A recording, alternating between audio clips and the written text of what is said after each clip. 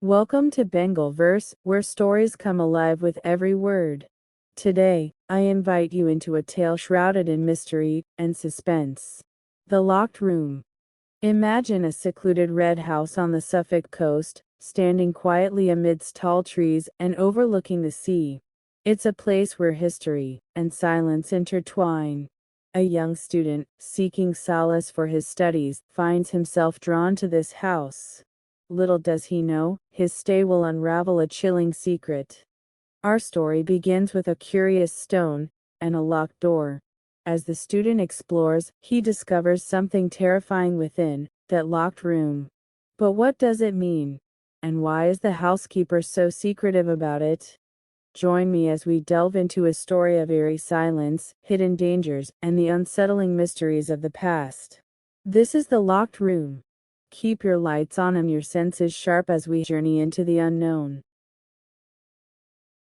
In Suffolk, near the coast, stands a tall, red house built around 1770, with a small, untidy garden at the back, and front windows that overlook the sea. It is surrounded by tall, dark trees. Near the front door hangs a sign indicating that this house was once a public house for travelers to eat and sleep. One fine spring day, a young Cambridge University student named Thompson arrived at this house, seeking a quiet and pleasant place to read and study. The house, managed by Mr. and Mrs. Betts, had no other guests at the time. They warmly welcomed Thompson and made him feel very comfortable, giving him a large room on the first floor, with a good view. Thompson's days were serene and routine. He spent his mornings working, walked in the countryside in the afternoons, and had a drink with locals in the bar before bed. He was content and planned to stay for a whole month. One afternoon, deviating from his usual path, Thompson spotted a large white object in the distance. As he approached, he discovered it was a large square stone with a square hole in the middle. He examined it, then took in the view of the sea, distant churches, and sunlit windows of a few houses, before continuing his walk. That evening, he asked about the stone in the bar.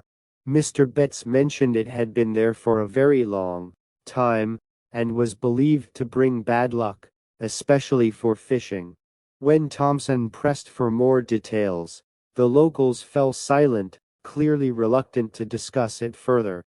A few days later, deciding to stay indoors and study, Thompson felt the need for a break around 3 o'clock. Curious about the other rooms on his floor, he quietly explored the house. Finding it still and silent, except for the flies buzzing in the hot sun, he inspected 3 rooms near his own, all pretty and clean.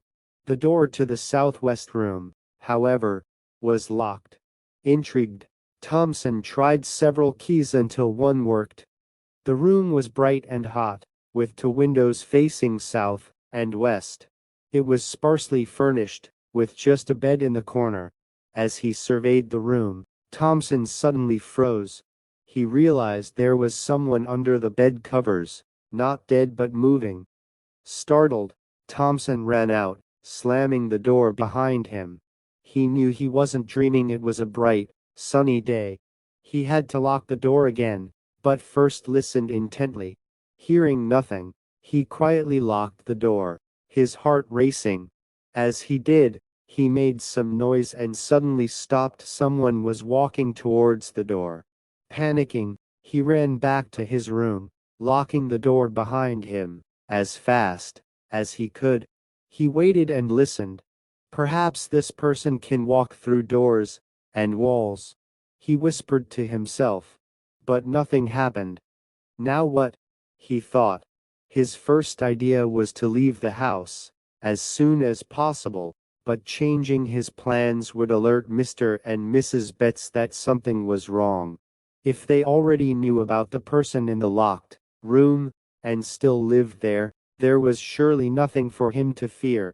Maybe it would be better to stay and say nothing. This seemed the easiest thing to do. Thompson stayed for another week. Although he never went near the locked door again, he often stopped in the corridor to listen, but only silence greeted him. Too afraid to ask anyone in the village about the locked room, he grew more curious as the days passed. Near the end of the week, he decided to find out more before he left. He made a plan to leave on the 4 o'clock train the next day. While the horse waited outside with his bags, he would take one last quick look into the room. The next day, Thompson paid Mr. Betts, loaded his bags onto the horse, and thanked Mrs. Betts. "I'll just take a last look upstairs to be sure I have all my things," he said. He then ran up the stairs and opened the door to the room as quietly as possible. He almost laughed. "It's not a real person at all. How silly of me. It's just a pile of old clothes," he thought. But as he turned to leave, the pile of clothes began moving towards him, with a knife stuck into the front of its jacket, and dried blood all down its shirt. Terrified, Thompson pulled open the door and rushed out, falling down the stairs. Everything went black. When he opened his eyes, Mr. Betts was standing over him with a strong drink. He looked annoyed. "You shouldn't have done that, Mr. Thompson. It was a stupid thing to do after we've been so good to you. Why did you want to look in that room? Nobody will want to stay in this house anymore if you tell people what you've seen," he said. "I'm sorry. I just wanted to know, that's all," said Thompson. "I won't tell anyone, I promise." Before he left, Mr. and Mrs. Betts told him the story. "People say a rich gentleman lived here long ago. One evening, he was out walking in the village when a group of men attacked him. They wanted to steal his money. They held him down on that big white stone you saw, and killed him with a knife. Then they threw his body into the sea.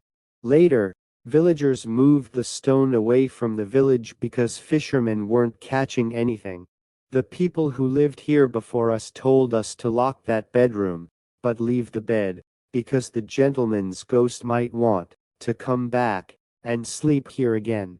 You're the first person to see him since we've been here. He's never been a problem to us. But please don't tell anyone. We don't want people talking about ghosts in this house." For many years, Thompson didn't say a word to anyone about what happened in the Betts house in Suffolk. I only know his story because years later, when he came to stay with my family, I was the person who showed him to his bedroom. When we reached the bedroom door, he opened it loudly and stopped outside. He stood there for a minute, carefully inspecting every corner of the room before entering. Then he remembered I was standing there and said, "Oh, I'm sorry, my dear, but something very odd happened to me once." And he told me the story I have just told you.